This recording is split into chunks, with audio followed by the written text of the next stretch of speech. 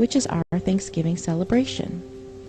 In the pre-dawn hours, the sleeping Indians were surrounded by the English and Dutch mercenaries, who ordered them to come outside. Those who came out were shot or clubbed to death, while terrified women and children who huddled inside the longhouse were burned alive. The next day, the governor of the Massachusetts Bay Colony declared a day of Thanksgiving, because 700 unarmed men, women, and children had been murdered. Cheered by their victory, the brave colonists and their Indian allies attacked village after village. Women and children over 14 were sold into slavery, while the rest were murdered. Boats loaded with as many as 500 slaves regularly left the ports of New England. Bounties were paid for Indian scalps to encourage as many deaths as possible. Following an especially successful raid against the, quote, in what is now Stamford, Connecticut, the churches announced a second day of Thanksgiving to celebrate a victory over the heathen savages.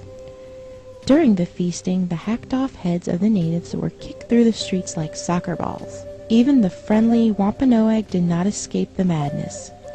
Their chief was beheaded and his head impaled on a pole in Plymouth, Massachusetts, where it remained on display for 24 years. The killings became more and more frenzied, with days of Thanksgiving feasts being held after each successful massacre. George Washington finally suggested that only one day of Thanksgiving per year be set aside of celebrating each and every massacre. Later, Abraham Lincoln decreed Thanksgiving Day to be a national legal holiday during the Civil War. On the same day, he ordered troops to march against the starving Sioux in Minnesota.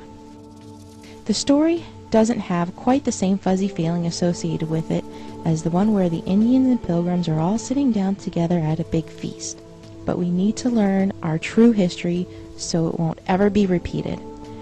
This Thanksgiving, when you gather with your loved ones to thank your Creator for all your blessings, think about the people who only wanted to live their lives and raise their families.